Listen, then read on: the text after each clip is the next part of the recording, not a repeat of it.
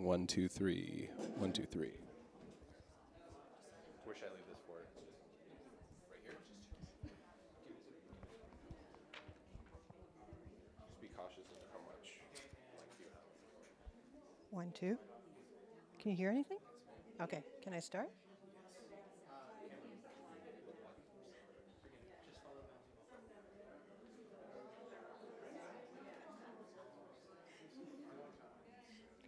Good evening. I know it probably seems a bit odd you can't hear me through this mic, but we are trying something new tonight. It's an experiment. We're live streaming the talk, so there's a couple of thousand people other than you out there in the World Wide Web world that are listening to this tonight. But it gives me great pleasure to welcome you all here to the Marvin Gelber Print and Drawing Study Center at the Art Gallery of Ontario. This is a special resource and research facility. And about 4 times a year we do these special talks in the evening where we look at distinct and unique areas of our collection. And we bring them out of our vault and we bring in experts and people who have new things to say about our collection.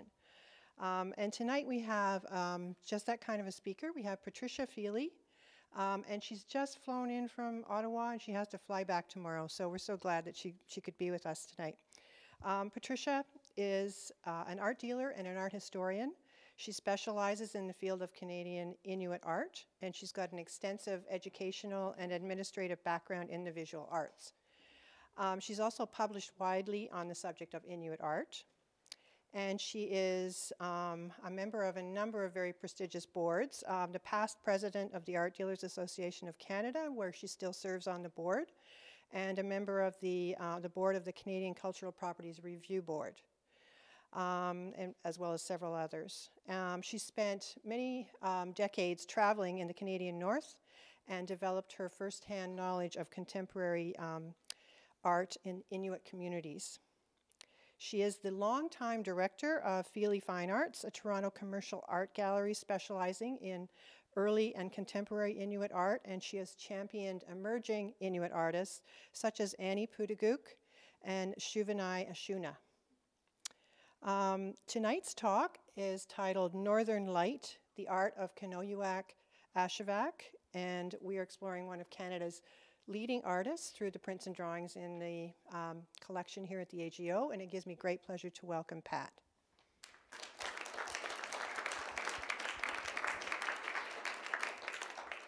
Thank you, Brenda.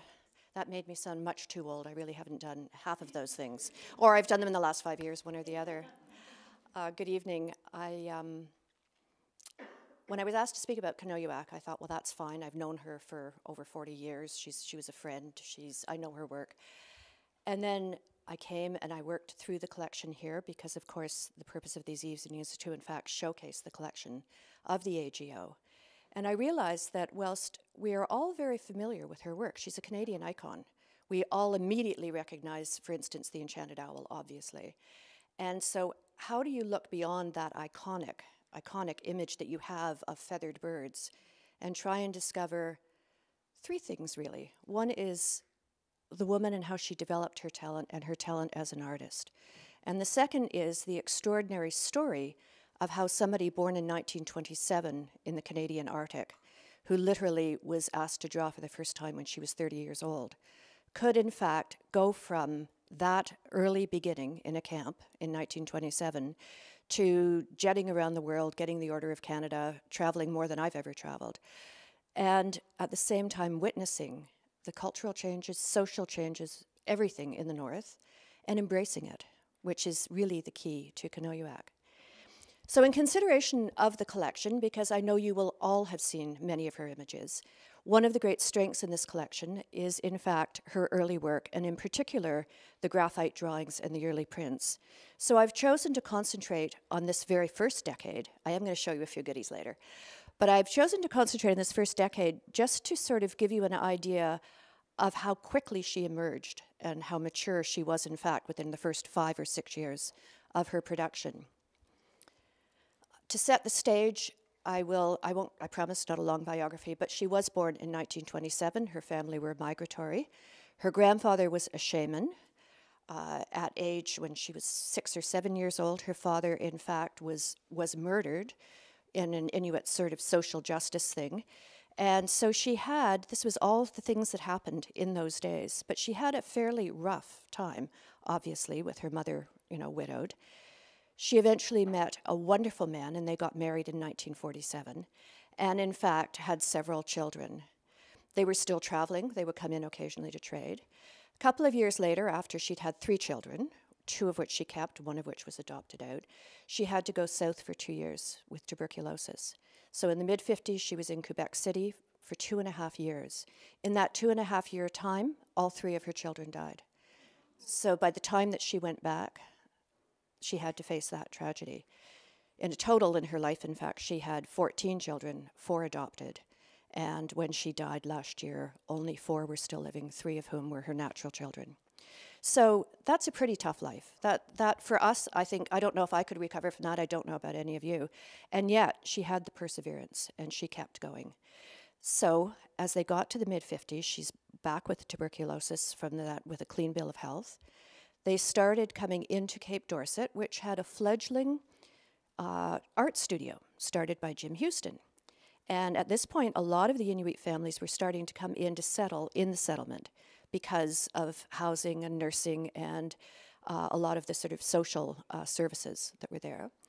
And everybody who came in, it appears, the men at any rate, Jim Houston would give a piece of paper to and say, do you want to try drawing? She was the very first woman to be asked. And she was asked, as I say, she was 30 years old when she first had this, took the paper back to a camp. In any of the drawings that I'm showing you here, these are all pre-1965. So we're literally of the graphite drawings and a couple of the prints there. So we really are looking at the beginnings. And I'm going to start with this one. The dating is very difficult for her because they didn't date them specifically at the time. So often they're dated 1958 to 68, which is really helpful. But in terms of stylistically, I think this is one of the earliest ones. And as you can see, she emerged immediately with a very sure style. They were only working with graphite at this point. But that very strong outline, she tended to start at the top and then work down. But it's a very strong, very sure line. And even at this point, you can see the attempt to actually fill it in, to give it a little bit of texture. And that becomes a very key thing in all of her work. No matter what of the 45 years of production, if you look at, you will find this desire for texture. She herself said she was not interested in drawing narratives. If you're familiar with any of the other Inuit artists at the time, like Pitsilakashuna or Kiakshu, they were drawing about traditional ways, what men did, what women did, out on the land, camping. Kenojuak had no desire to do that. She drew her inspiration from 3 things. One was her experience, which could be on the land or traditionally. One is her memories, and the final one is her imagination and mythology. And there was really, as I say, no attempt at a continuous narrative. She said in an interview, and this is the only thing I'm going to read tonight because I think it's such a great quote, other than, well, there's 2 here. The first one is, you have to have a lot of brains to be an artist. But when her retrospective exhibition in 1980 was coming out, she said, I just took these things out of my thoughts and out of my imagination, and I don't really give any weight to the idea of its being an image of something. In other words, I'm not trying to show what anything looks like. I'm just concentrating on putting it down on paper in a way that is pleasing to my own eye. Rather, I do what I try to make things which satisfy my eye, my sense of form and color.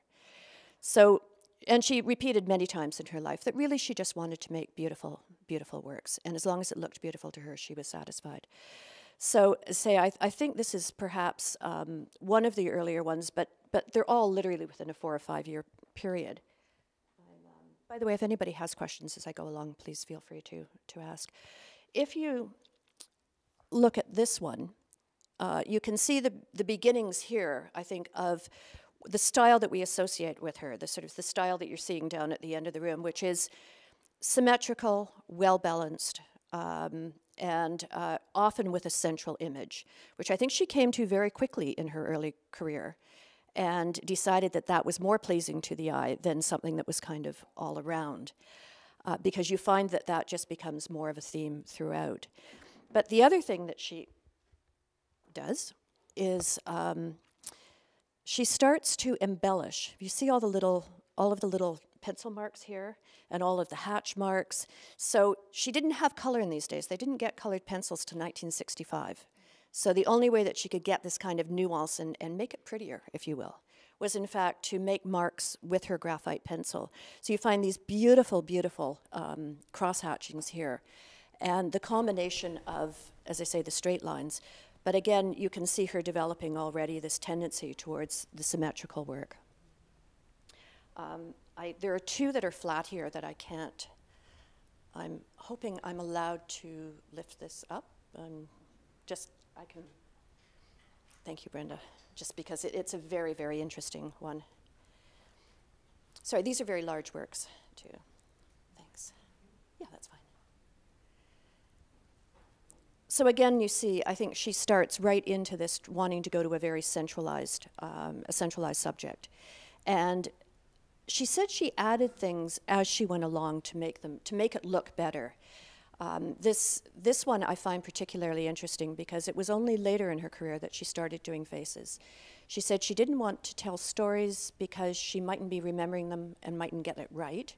And she didn't want to do faces and people because, in fact, she thought other people did that better than she did. So that's a rare early example of actually having a face, in the group. Another thing, and it was a bit romanticized in the 1960 film about Kenojuak. I don't know if any of you've seen it. It's a lovely early National Film Board, but and it's pretty romanticized. So they have them out in an igloo, and they have them, which actually they did live in igloos then. But one of the ways, of course, it was all oral tradition, and one of the ways of keeping the children amused and telling stories was, in fact, using your hands for shadows against the wall. And she did speak about the fact that she found it very magical that you would have these kind of shadow figures. And either I've been looking at her work too long or whatever, but I actually find that I can see some of that. I can see some of this rounded, rounded work. And when it gets translated into,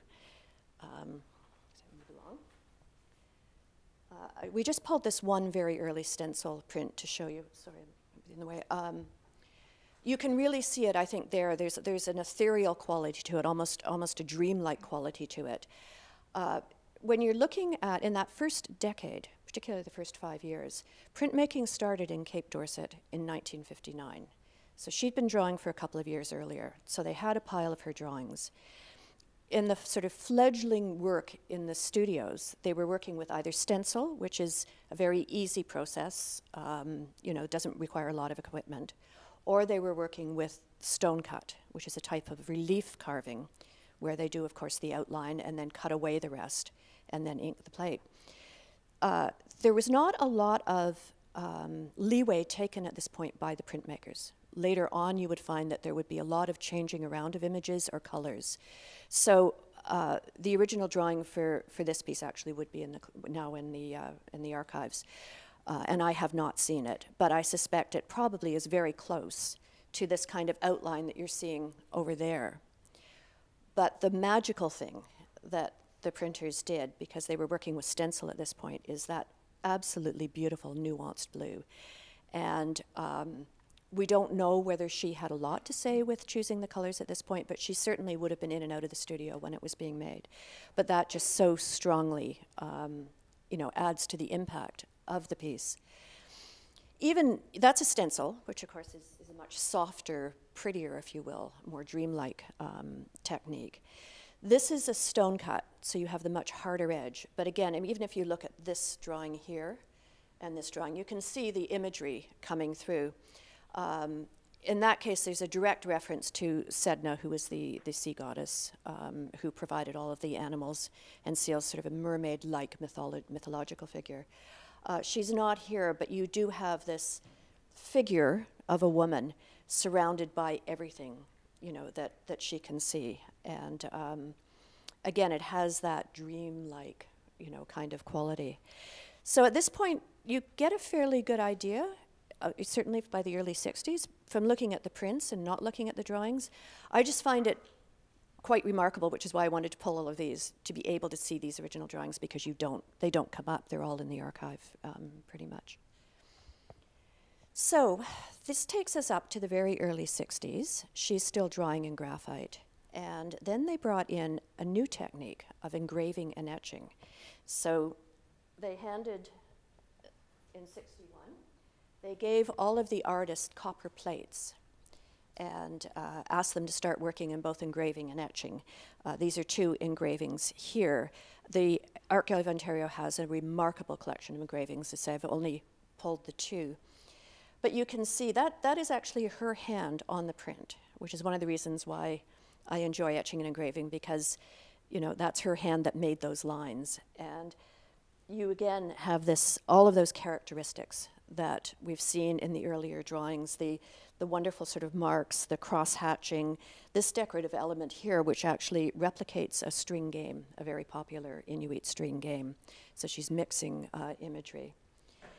Interestingly enough, when these came into the Archive of Ontario collection, they came in as a donation many years ago. And this print, at that point, came in as a Kenojuak Ashevak print. And of course, there's been an awful lot of scholarly work on, you know, over the years. And in fact, it has been reattributed to her husband, Johnny Bo. And that's an interesting thing, because at the time, many artists were often living in one house. Her husband was also an artist. And with one of her later husbands, actually, they both worked on carvings together, so you have a little bit of both of them. But this had always, it was signed by her, it was brought in by her, so it's always been presumed to be her. And after we're finished, if you come up and have a look, it's quite extraordinary, which is why I chose to bring this one out, to look at the difference in the lines. Johnny Bo was a wonderful hunter and a fabulous, fabulous provider. He wasn't quite the artist that she was. That's very hard. You're working with a tool in metal. It's very hard to have the control. And if you look closely at this one, there really is not a single slip. There's not. Pitzialaka Shuna, lines were all over the place. She was just having fun. You know, you get an idea of the image, but there'd be, you know, all sorts of things. Kenojuak, it was all, again, it had to be perfect. It had to be beautiful. And when I came back and looked at this image again, I realized that, of course, it doesn't have as much of the nuance as this one. Obviously, they may have worked together on it, and certainly he was influenced by her. But there's also a number of places where, if you look closely, the lines have come out of the side and that kind of thing. So, as I say, Johnny Bo did some beautiful prints, and I'm not saying nasty things about him. But that does give you, working with a contemporary, that does give you an idea of how much richer, how much stronger her work was, and how she could pull out of this paper these, you know, this amazing nuance. I mean, that's black and white, and yet you get the shades and all of the decorative qualities. She remarked once that it was much easier to carve, because she did carve sculptures and make sculptures, because you looked at the stone, and it sort of indicated what would be in there, and then you started taking things away, and as you took them away and turned it, then it would become more and more obvious what was there. But she followed. A piece of paper is always a piece of paper. It starts as a white piece of paper. It's still a piece of paper when you're finished, and you have to think of what should be on that piece of paper, which I found very interesting. Most people would say that probably drawing is easier than sculpture, but in her case. And I think it probably just flowed with her. You can't, when you leave here, you should go through the Rosalie Sharp gallery, which is on this floor right at the front. There's a small memorial exhibition to Kenojuak, and hanging in it is, of course, the very famous enchanted owl. And one or two of the early 60s prints that I wanted to show here, but they're out there. But you'll see another couple that are in this sort of earlier stenciled area. So literally by 1962, she's been drawing. She now has a very sure hand, and all of the characteristic techniques that she uses are there. And certainly how she approaches composition, you can see is there. And she's actually, as I say, mastered a different, you know, a whole different technique. So, this is, come over here. I'm going to diverge from these just for a second, because I just wanted to point this out, and it was too large to be over here. Pretty much from the late 60s on, a lot of what she was doing was not necessarily new. She was just using different materials, different methods, as new technologies became available. And one of the things that I found fascinating is you see her with the graphite. You see her filling in areas and giving it texture.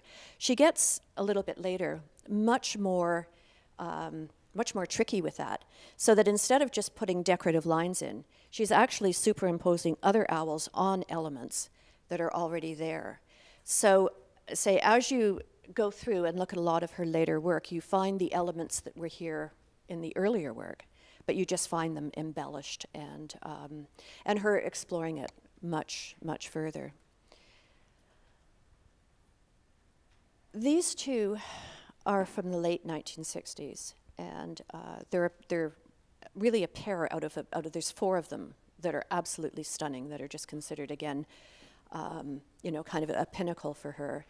I think of these as being at the end of the decade, because of their date, at the end of the decade of her learning and coming along, as she has finally found her signature style, which again is the centralized, the symmetrical, the beautiful, certainly the beautiful, and that fabulous embellishment that she does. Now, when these would have been made, she would have actually started working with pencil crayons. She was so excited. She actually remembers the first time that her daughter came home from school with pencil crayons, which she thinks was about 1965. And they smelled wonderful, according to her. And so the minute, because she's a colorist, I'm wearing a scarf with her design on it tonight. I mean, she loved colors. She loved rich, bright colors. She couldn't use them in the graphite, obviously. And even with the pencil crayons and the crayons, not as much. But I have to now go back to the studios in Cape Dorset, because under the guidance of Terry Ryan, who assumed manager at the position of manager of the shops in 1961, he was there for over 40 years. And he spent his entire 40 years trying to not just attract artists in, not just to discover people or say, do you like drawing, but trying to broaden their horizons. Hence, as early as 1961 and 2, bringing in the engravings and etchings. They were kind of easy to bring up in a small 500 square foot workshop, which is all they had, or studio. That didn't involve a lot of equipment. It actually took him an awful lot longer. It took until the mid-70s, but he bought from Charlie Pachter a lithography press and sent it up by sea lift. There's great pictures of them dragging it up, over those stones, and set up a totally different studio across the road from the original studio for lithography, and then brought in guest lithographers. And this would then allow the artists to, in fact, be printmakers themselves. So prior to this, you had somebody who cut the stone, somebody who printed the stone, somebody who would often do the different person to do stenciling, if that's what it is. But the artist themselves was never involved in the actual making of the print. And Terry thought, well, with lithography, perhaps they would want to. Some of them did, some of them didn't like it at all. Kenojuak wouldn't touch it for the first couple of years. But then the sudden realization that she got to do the colors, so that they would register it. But she would have to do the various, I don't want to get into the techniques of the lithography, but basically she had to lay down the colors so they got her texture. And then suddenly in 1979, she just literally, was able to produce her own color. We don't, unfortunately, from the collection here, have a 1979 lithograph, but Brenda, can I just ask you for a sec? Can we just switch that with this one? Thank you. But if you look at that Pentel drawing on the right, that's the kind of color Kenojuak wanted. That's exactly where she wanted it to be. And prior to that, this drawing was probably very, very colorful, but the printers in the print shop would often choose different colors, and in fact, quite often change them. If you actually look at, there's a wonderful catalog from the McMichael that shows you original drawing in print and original drawing in print. And in most of Kenojuak's cases, bright colors, browns and greens, so you go back and forth. So as I say, unfortunately do not have a lithograph here to show you the end result, but if you think of this drawing here, which is done in Pentel. This is a crayon drawing from earlier. And again, she just, the minute she got color, she just, glommed onto the color and wanted it. But effectively, if you look at any of these lithographs, that's the color, that's the boldness that you will actually see. So she may have resisted for a couple of years, but she in fact then literally embraced this whole new technology. And in this case, you're not seeing as much of the, the embellishment with line that you see in these. But of course, she's embellishing with color. And in fact, a bit later, if you look at some of these later lithographs, you can see that when she's actually laying down the color for the various parts of it, there is in fact a textural embellishment as well. So, yeah.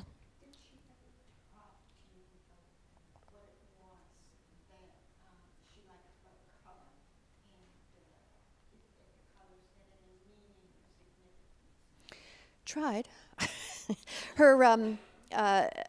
In one of her interviews, she said that as a child, she remembered loving that very short time period when the tundra flowers were out. And there is a beautiful tundra flower that is almost a fuchsia. It's fleeting. It's only there for about 2 weeks. And I remember her saying that that was her favorite color. So she acknowledged liking colors. But like many of the older Inuit artists, you don't get a lot of interpretation. She was actually more forthcoming.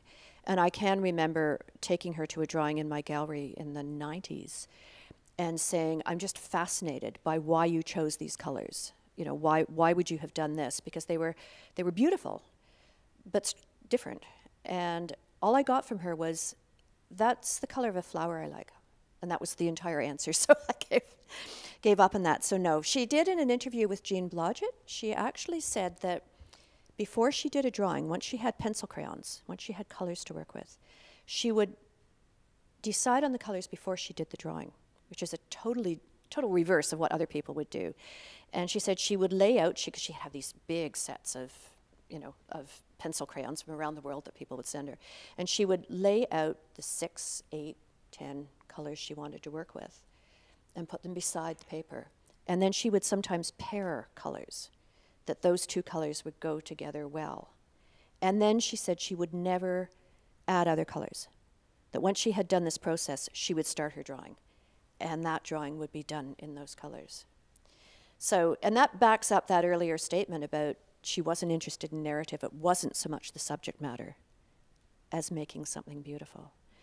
And I suspect that's one of the reasons why she stands out so much, because the narrative is wonderful and historically important, and it's fascinating to see how they lived.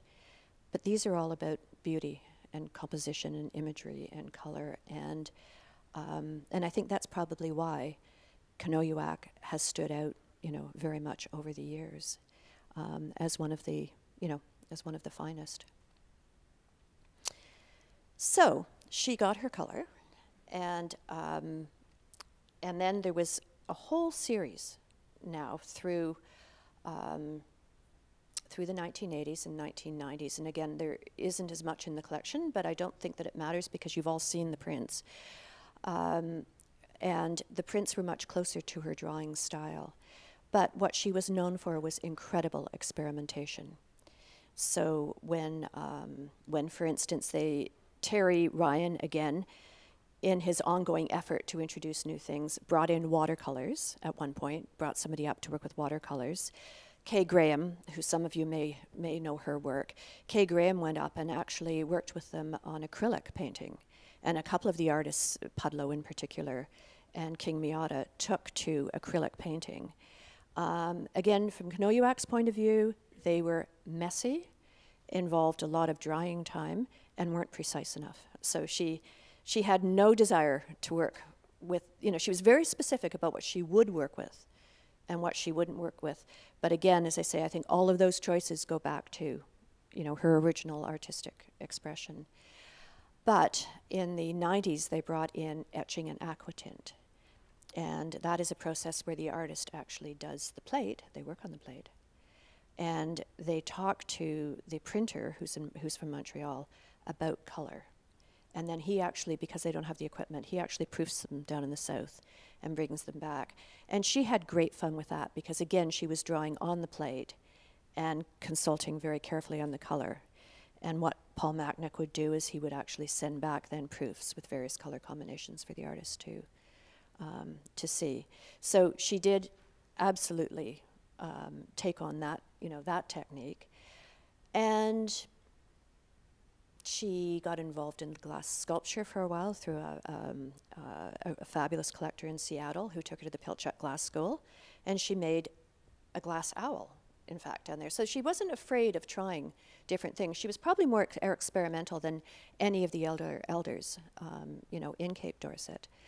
And about 7 or 8 years ago, I got a call, and I called her, or spoke to her. She, by the way, was unilingual in Inuktitut, and my Inuktitut was not very good, so we communicated primarily through interpreter. But I just called her and said, would you like to do a stained glass window? And got one of these, And I said, in chapels, and it was Appleby College.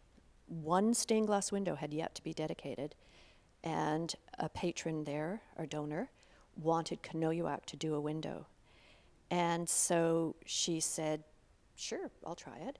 So she came down, we brought her down to Toronto, took her out to Appleby, and she sat in the chapel and then said, yeah, I can do that. And went back, this is in her very late 70s, went back. We had somebody work with her who would do cartoons for stained glass windows. And she said, if you just do the drawing small, I'll blow it up. We know how to do that. You don't have to do that. And absolutely not. She had to do the cartoon herself. So in fact, she went through, this whole process and did the cartoon. And then, of course, it was, made by stained glass workers. And if you ever get it, it's in Oakville, Appleby College. If you ever get a chance to see it, it is absolutely stunning. Because instead of it's the classic 3 lights, the one larger one, Gothic. And instead of doing 1, 2, 3, she did one image right across the 3, and it is just absolutely fabulous. And so when the sun comes through it, it's amazing. So a woman, as I say, she's iconic status. I don't know how you, through a career, starting from where she started from, go to drawing cartoons for stained glass windows and all of the other, and then traveling as she did. It was quite extraordinary, and quite extraordinary too, right to the end. So I have actually photographs down there, but I'll bring them up when we're going to look at these. I unfortunately can't show you here because they're on the back table, but that would be great. Again, the Art Gallery of Ontario collection, which primarily has come in via donation, there were not very many contemporary pieces. And then a couple of years ago, just move. You can't rest it up, I don't think, because it's not. Okay. So Paul Macknick went up a couple of years ago and said, I've got a whole new idea. We're going to put these plates on the ground and we're going to do sugar lift prints. And part of the sugar lift process is, again, it has to do with chemicals on a plate, but he laid 6 2-foot plates on the floor and handed her basically squeeze bottles, like ketchup bottles and mustard things, and told her to just draw on the plates like that. And again, as I say, starting with a pencil in an igloo, I find it extraordinary. And so this is one panel of a 12-foot sugar lift print that, to say, you'll be able to see in the back room at the end, the other panels. And this group, this is sort of her last major technical experimentation, was with these sugar lift prints. And although she announced that she wasn't as happy with it, the photograph that I'll put by them actually shows her doing a smaller one, and her hands are all covered in this stuff. And it's not precise, but I think she got the sweep of the color and the sweep, what she could do with the composition. So she was loosening up for sure, at this point.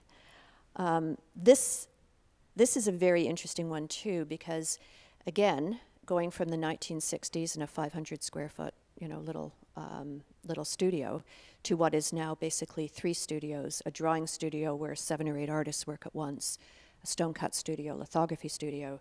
You know, the studios up there are quite extraordinary. To having this kind of possibility for different, for different experimentation is extraordinary, and it happens only in Cape Dorset. And quite honestly, Kenojuak is the one and only artist who bridged right from the beginning, right up until last year.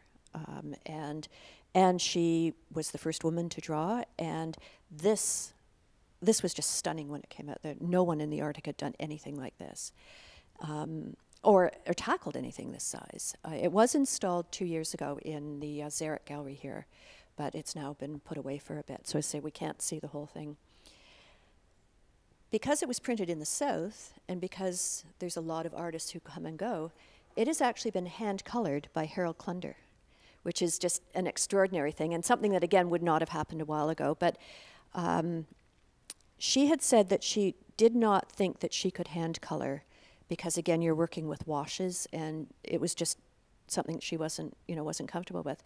So Harold Clunder said he would be honored to do it. So, in fact, it's a Clunder-Kenojuak collaboration, which makes it, in my mind, even more interesting.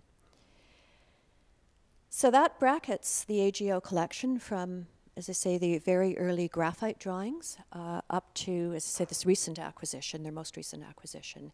And it does give you quite an insight, I think, into her work over the years.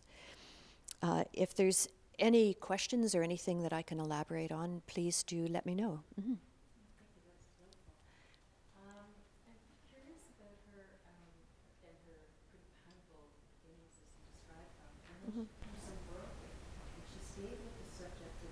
Mm-hmm. I wonder how she was received by her community back in the Arctic. I imagine she went back and forth. Oh, she lived there all the time.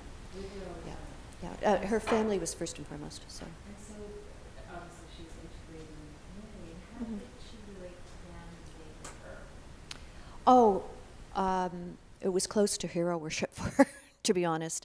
Yes, because I think because she was seen to be a leader. I think because she was, in fact, so sure of herself and so willing to experiment with new things.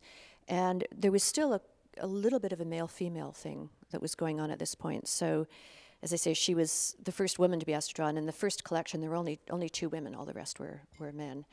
But I can't tell you firsthand from the 1960s, but I do know that everybody up to and including Tim Petziolak, her nephew, just hero worships her as someone who led the way, as someone who, without her showing that hard work, that it's not easy to be an artist, it is a lot of hard work, and she drew every day, and she didn't draw in the studio a lot, she drew at home, which a lot of the elders do rather than going into the studio.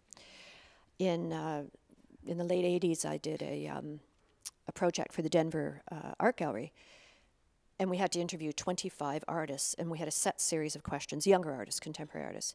And one of the questions was, whose work do you admire the most? And most Inuit will not put one person ahead of another. But the answer, if it was going to be, well, one person said Alexander Calder.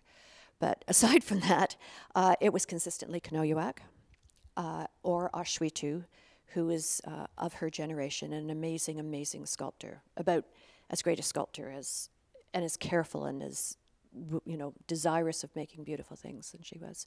So they just admired her.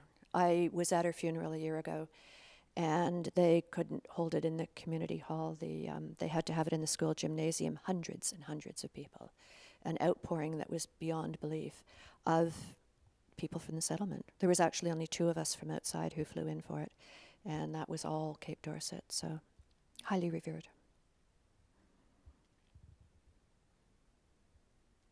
Anybody else?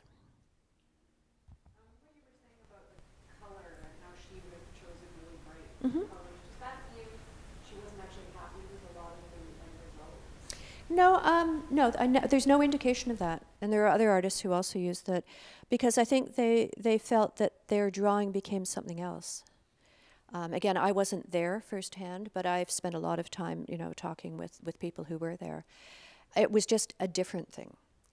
But once there was the ability to get the color into the prints, you know, once there was the ability to sort of get more of that, then that was very rapidly embraced. And I believe more so by her than any of the...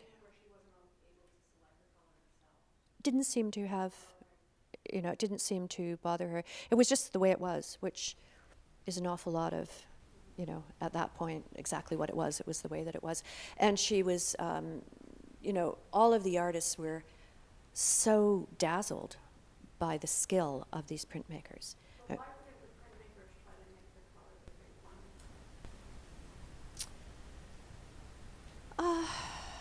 wanted? That's a very, this has been a controversy for ages, so I'm going to be very careful about, you know, very careful about this as to why not.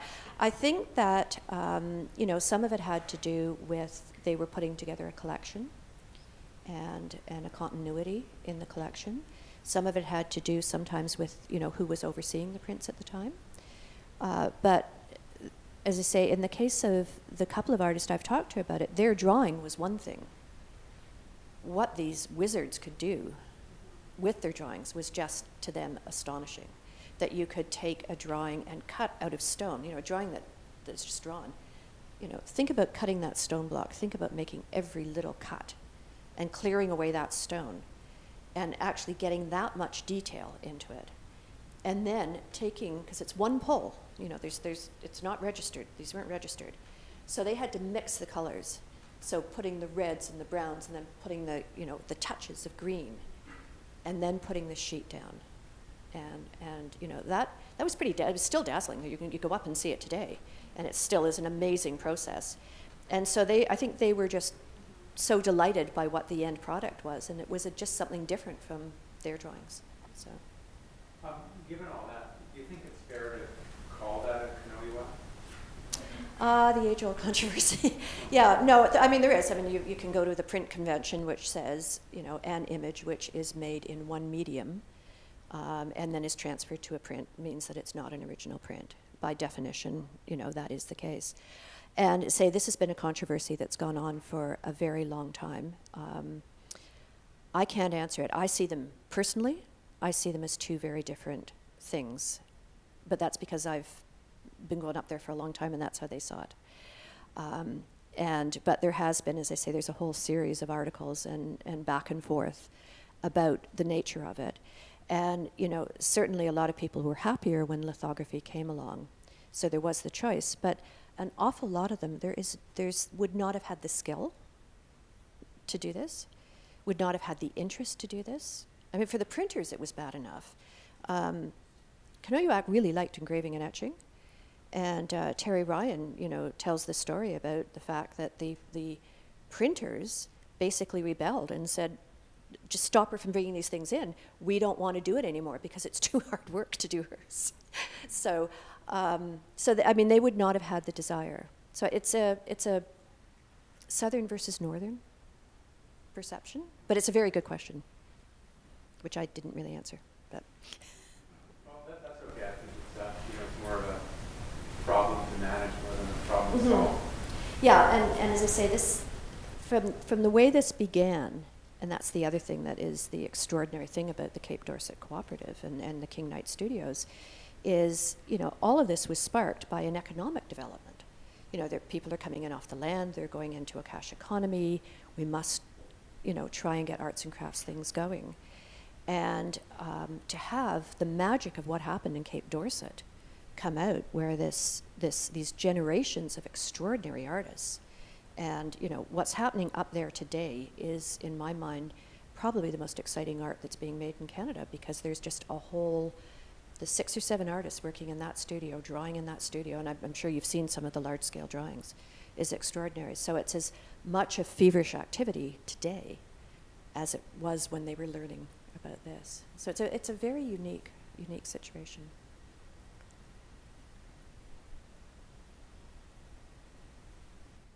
Yeah. Could you address the subject of the talent of Inuit people in drawing and carving, and the relationship between that and the environment, the white, the white flat land, the need to be a cute visually hunting. For example, and I know that Kenojuak hunted. Great fisherwoman. Now, if in fact there was a connection between hunting the land and the art, what is happening now that people are hunting and perhaps the land is changing? Well, actually, they are. That's the interesting. That's actually they are hunting. They are hunting now. Believe it or not, if you're in Cape Dorset on a Sunday, and the weather's good, be it summer or winter, everybody's out hunting, and hunting whale, hunting walrus, hunting seal, and you know, at the end of particularly weekend days, you'll find, you know, people butchering, you know, on the shores. So it is still, there is still hunting going on. There is still, and women do hunt too, you know, and get polar bears and that sort of thing. So it has not gone away from that. Certainly not as much as it used to be because they don't need it. But again, I would use the example of Tim Pitziolak, who is younger now. He's, you know, he's middle generation. He's one of the most successful artists. He just got his image on a coin, actually, on the 25-cent coin, and has a fabulous commission for a Cadillac Fairview building and things like that. So he's doing very well. But he is out hunting as much as he's drawing. So he's either in the studio or he's out hunting. And he will come in with a catch of several whales, but they are butchered, you know, and brought in, and his, you know, his family takes what they want, and then he just gets on the, you know, on the radiophone and says, there's whale meat here for it. So that is still there. That aside, to address your question more, a lot of Tim's work is about hunting. A lot of, of this sort of 5 or 6 contemporary artists who are becoming very well known, you find the references to hunting in most of their work. And that may not be, Shuvanaia Shuna does not really go out hunting all the time, but you will find, skinning and preparing meat and that kind of thing. From the point of view of Kenojuak's imagery, you really do see, people you see, I didn't pull the one up, you can look at it later, but where she's done a great detail of the skin tent, which of course was all matched sealskins, but they were alternate colors, and it was really quite pretty. And, her first graphic images, and in fact, one of her most famous prints came from this, were in fact doing inlaid patterning on sealskin clothing and purses. And in the mid-50s, as part of this arts and crafts economic development, they were encouraging the women to use their sewing skills to make things. And so before she started drawing, she was doing beadwork and all of this beautiful inlaid patterning where you used darker or lighter colored skins, and she would cut out patterns that looked very much like some of the earlier ones. So that graphic talent that the women had, which really went back to the skin clothing, is absolutely evident in the earlier work, as much as the fact that Ashwitu's caribou are so lifelike because he was a hunter and he butchered them and he knew every part of that animal. So so it's still there, but not as strongly, obviously, as in the first generation. You're welcome. Okay, I would just encourage everybody to go and have a look at the sugar lift in the back. It's absolutely fabulous. Thank you.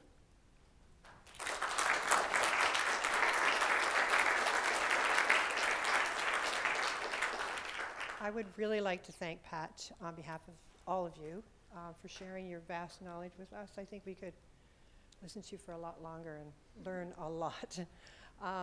This has been such a wonderful introduction to this great pioneer and really iconic major Canadian artist. It's been wonderful to be able to see her work and to share it with you all tonight. So on behalf of everyone, would you like to clap for Pat again?